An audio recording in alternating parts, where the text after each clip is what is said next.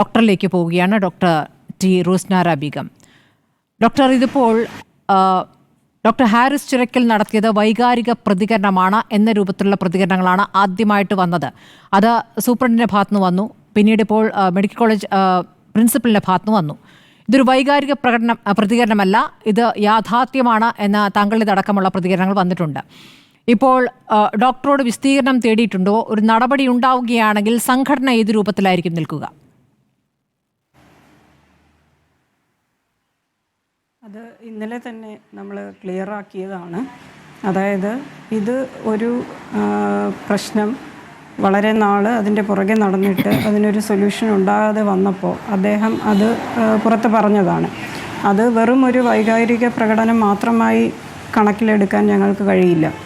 അപ്പോൾ ഇങ്ങനൊരു ഇഷ്യൂ പുറത്ത് കൊണ്ടുവന്നതിൻ്റെ പേരിൽ അദ്ദേഹത്തിനെതിരെ എന്തെങ്കിലും നടപടി ഉണ്ടാവുകയാണെങ്കിൽ സംഘടന വളരെ ശക്തമായി അദ്ദേഹത്തോടൊപ്പം തന്നെ ഉണ്ടാവും എന്നാണ് സംഘടനയുടെ തീരുമാനം.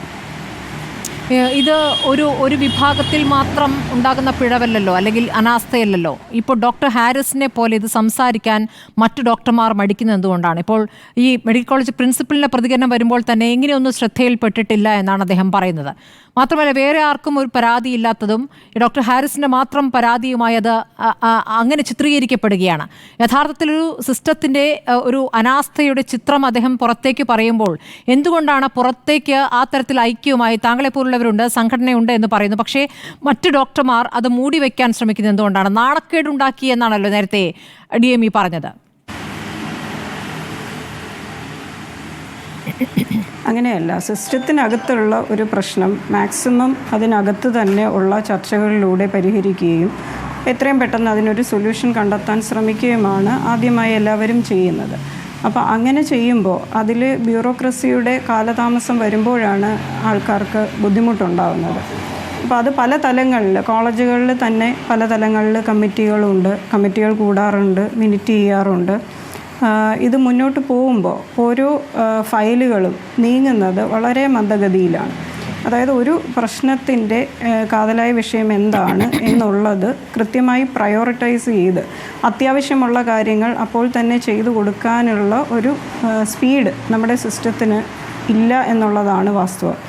അപ്പോൾ അത് എന്തുകൊണ്ടാണ്, എവിടെയാണ് എന്നുള്ളത് പരിശോധിക്കാം എന്ന് ബഹുമാനപ്പെട്ട മന്ത്രി ഇപ്പോൾ പറയുകയുണ്ടായി. അപ്പോൾ അതൊരു റിപ്പോർട്ട് മാത്രമായിട്ട് ഒതുങ്ങുന്നതിൽ അർത്ഥമില്ല. കാരണം ഒരു റിപ്പോർട്ട് കിട്ടിയതുകൊണ്ട് കാര്യമില്ല. അപ്പോൾ ഒരാളുടെ ഇൻവേർഡിൽ ഒരു ഫയൽ വരുന്നു, അതൊരു HOD അത് തയ്യാറാക്കി അവിടെ എത്തിക്കുന്നു. ആ ഫയൽ വരുന്ന ദിവസം മുതൽ ആ ഫയൽ എവിടെയൊക്കെ സഞ്ചരിക്കുന്നു, ഒരാളുടെ കയ്യിൽ അത് എത്ര ദിവസം ഇരിക്കുന്നു, എത്ര ദിവസത്തിനകം ഈ ഫയലിൽ ഒരു തീരുമാനം എടുക്കുന്നു, അതായത് ഇതിൻ്റെ ഏർജൻസി അല്ലെങ്കിൽ പ്രയോറിറ്റി ആരാണ് നിശ്ചയിക്കുന്നത്, ഇത് എത്ര ദിവസം ഓരോരുത്തരും കൈകാര്യം ചെയ്യുന്നുണ്ട്, എത്ര ദിവസത്തിനകം ഇതിലൊരു പരിഹാരം ഉണ്ടാക്കുന്നുണ്ട്, ഇങ്ങനെയുള്ളൊരു സിസ്റ്റമാണ് നമുക്ക് വേണ്ടത്.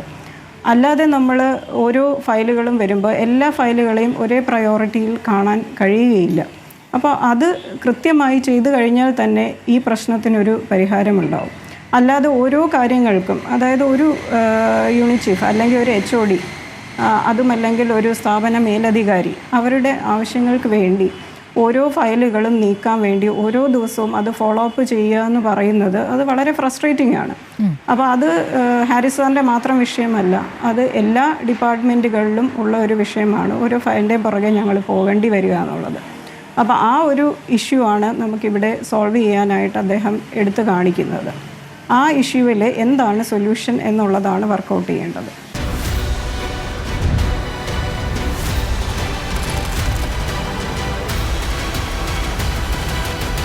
ഡിബേറ്റ് വിത്ത് സ്മൃതി പരുത്തിക്കാട്.